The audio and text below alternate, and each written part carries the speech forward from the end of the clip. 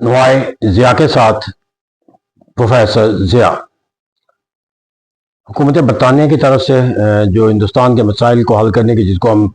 पस मंज़र में अंदर एक सिंथेसिस का अमल करार देते हैं, तो उसकी बुनियाद के ऊपर जाकर जब ये पहली दो गोलमेज कॉन्फ्रेंस जो है वो अपने मौज़ूआत के लिहाज से कोई कंसेंसस पैदा ना कर सकी, तो फिर भी उन्होंने अपने एक और कोशिश करने का फैसला किया, जो एक थर्ड राउंड टेबल कॉन्फ्रेंस कहलाती है, और ये 1932 में लंदन के अंदर जो है वो की गई। लेकिन इस थर्ड राउंड टेबल कॉन्फ्रेंस का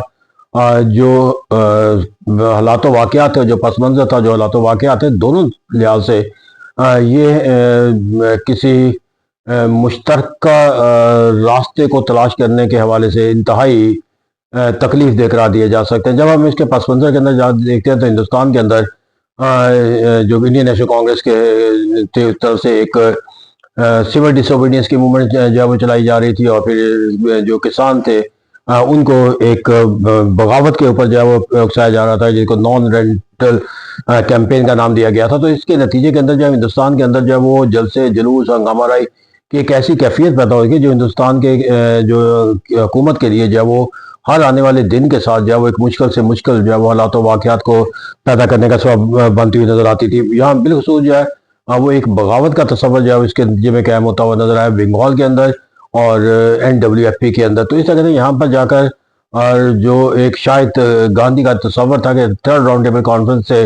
पस मंज़र के अंदर जाकर अगर हम एक वायलेंस का कोई बिहेवियर इख्तियार करेंगे तो हमें वैसे ही नताइज का हासिल हो सकेगा जो उन्हें फर्स्ट राउंड टेबल कॉन्फ्रेंस के बाइकाट की सूरत में गांधी अर्बन पैक्ट के जरिए उन्हें अपने कायदियों को रहा। क्योंकि जब ये सिविल डिसोबीडियंस मूवमेंट चलाई गई तो इसके वायलेंस का तस्वर पैदा हुआ, तो जवाहरलाल नेहरू समेत जो कई हिंदुस्तान की जो क़यादत और वर्कर थे वो पाबंद सलासल थे, तो उन्होंने जो सिविल डिसोबीडियंस के मूवमेंट का तस्वर को मजीद ताकतवर बनाया कि उनका ख्याल था कि जितना ज़्यादा एजुटेशनल अमल हम शिद्दत के साथ इख्तियार करेंगे, अंग्रेज़ों के लिए हमसे गुफ्तगू करना और हमारे मुतालबात को जो है वो तस्लीम करना जो है वो और ज़्यादा जो है वो आसान होता जाए, और उनके लिए अमलात इतने मुश्किल बना दें कि उनके पास कोई और ऑप्शन ही ना रहे कि वो गांधी अर्बन पैक्ट की तरह कोई नया पैक्ट जो है उनके साथ जो है वो तय करने पर टेबल पर आ जाए।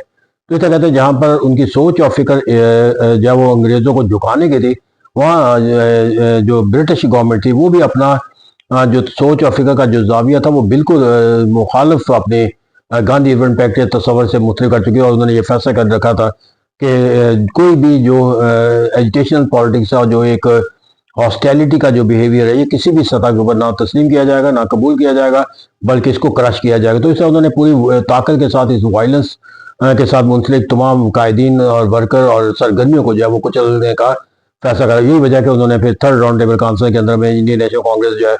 वो अपने सिविल डिसोबीडियंस के मूवमेंट की वजह से इसके बाइकाट के तस्वर के साथ जो है कायम होती नजर आती। फिर मैंने कहा कि यहाँ पस मंज़र के साथ साथ हालात वाक़यात भी थर्ड राउंड टेबल कॉन्फ्रेंस के लिहाज से कोई ज़्यादा मस्बत ना थे। उसकी बुनियादी वजह बरतानिया के हालात वाक़यात भी थे कि जहाँ पर मैकडोनल्ड जो है बरतानिया वज़ीर आज़म को जो अपने मुआशी पॉलिसियों की वजह से जिस तरह के एक हुकूमत को एक इंस्टेबिलिटी का सामना था, अनसर्टेनिटी का सामना था, और जो अवामी सतह पर ना पाया जाता, उसके नतीजे के अंदर जाकर उन्होंने जो है वो एक कंजर्वेटिव पार्टी के साथ एक कोएलिशन का गवर्नमेंट जो है तस्वर इख्तियार किया, जिसके नतीजे के अंदर जो है वो हुकूमत जो अगरचे रमज़ी मैकडोनल्ड के पास ही थी, लेकिन अल्टीमेटली जो एक ड्राइविंग सीट का जो कॉन्सेप्ट गवर्नमेंट के अंदर था वो कंजर्वेटिव पार्टी का। और कंजर्वेटिव पार्टी जो है वो अपनी सोच और फिक्र के लिहाज से हिंदुस्तान को एक कॉलोनियल टेरिटरी के तौर पर लेती थी, और कॉलोनियल टेरिटरी के तौर पर उसे गवर्न करने का सो इतना जो एक रमज़ी मैकडोनल्ड की जो एक रिफॉर्मेटिव अप्रोच है वो कंजर्वेटिव जमात के साथ कोएलिशन के बाद उनकी सोच और फिक्र पर उनका मुंसलिक रहना, उसके साथ जो है वो उसको अमल दरामद पहुँचाने का जो है वो पहलू क्या करना उनके लिए मुश्किल ही नहीं बल्कि नामुमकिन अमल हो चुका था। यही वजह कि जब राउंड टेबल कॉन्फ्रेंस हुई तो वहाँ पर जो माहौल था वो हिंदुस्तान के अंदर हालात वाक़यात का मुकाबला करने से मतलब जो कंजर्वेटिव पार्टी की सोच थी उसके साथ मुंसलिक थी। उनके जो है वो थर्ड राउंड टेबल कॉन्फ्रेंस को कोई नतीजा खेज बनाने का जो जज्बा जो ख्वाहिश था उसका कोई मानी और मफहूम जो नहीं आ सकता। फिर यहाँ पर जो बुनियादी तस्वर था थर्ड राउंड टेबल कॉन्फ्रेंस का वो ज्वाइंट कमेटी का कॉन्फ्रेंस का नाम दिया गया था। ज्वाइंट कमेटी का यह है कि हिंदू और मुसलमानों दोनों पर मुश्तमिल जो है वो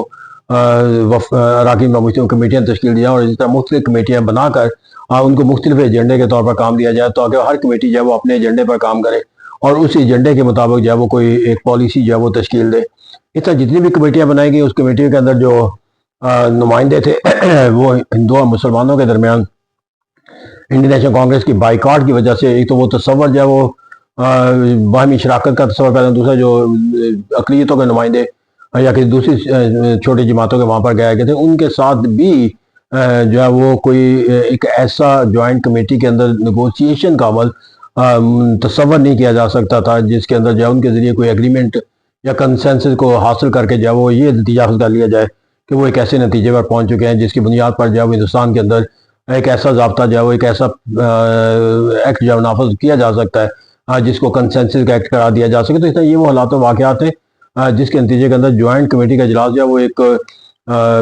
بے معنی سی سرگرمی جو ہے وہ بن کر رہ گئی، اور یہی وجہ ہے کہ یہ کمیٹیاں جو ہے وہ اپنے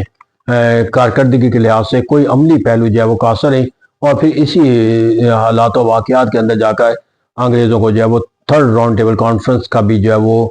اختتام کرنا پڑا۔ اس طرح ہندوستان کے اندر جو انگریزوں کی ایک کوشش تھی with whole sincerity with the purpose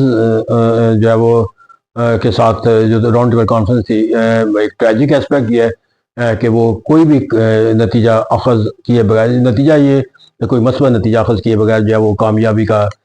تصور حاصل نہ کر سکی۔ اور اگر ہم اس کے نتیجے کا دیکھیں تو برصغیر پاک و ہند کے مسلمان ہندوؤں کا یہ تصور جو ہے وہ راؤنڈ ٹیبل کانفرنس کا یہ ہے کہ وہ اپنے اصول و ضوابط کے خلاف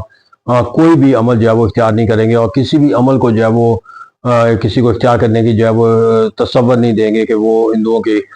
سوچ و فکر سے متصادم جو ہے کوئی راستہ اختیار کرے۔ تو انہوں نے اپنا جو سوچ اور فکر کا یہ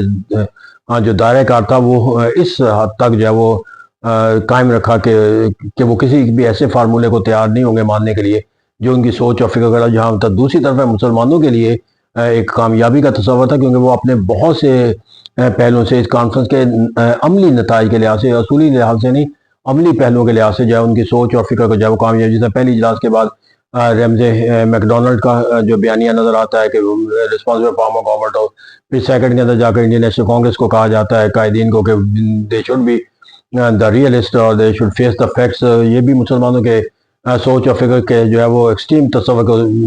بجائے ان کا ہم آہنگی کا تصور پیدا ہوتا ہے۔ پھر اس تھرڈ کانفرنس کو بھی جو ہے وہ کسی ہندوستان کی شراکت کو یقینی بنائے بغیر جو طاقت کا استعمال کو قائم رکھتے ہوئے ختم کر دینا جو ہے وہ اس بات کی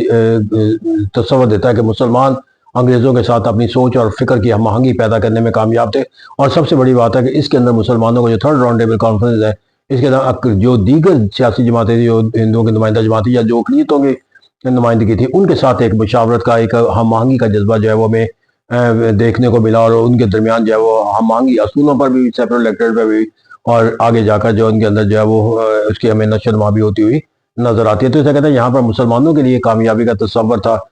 کہ وہ انہوں نے انگریزوں کو بھی اپنی سوچ و فکر سے متعارف کرایا، ہم آہنگی کا حاصل کیا، اور دیگر اقلیتیں جو ہندوستان کی ان کے ساتھ بھی اپنی وابستگی کو مستحکم کیا۔ اور اس طرح سب سے بڑا بات ہے کہ وہ اپنی سوچ اور فکر کے جو ضابطے تھے ان سے کسی بھی قیمت پر جو ہے انحراف کے لیے نہ صرف تیار نہیں ہوئے، بلکہ وہ اپنے اصول و ضوابط اسی طرح استوار رہے کہ جس طرح انڈین نیشنل کانگریس جو ہے وہ اپنے ضابطوں پر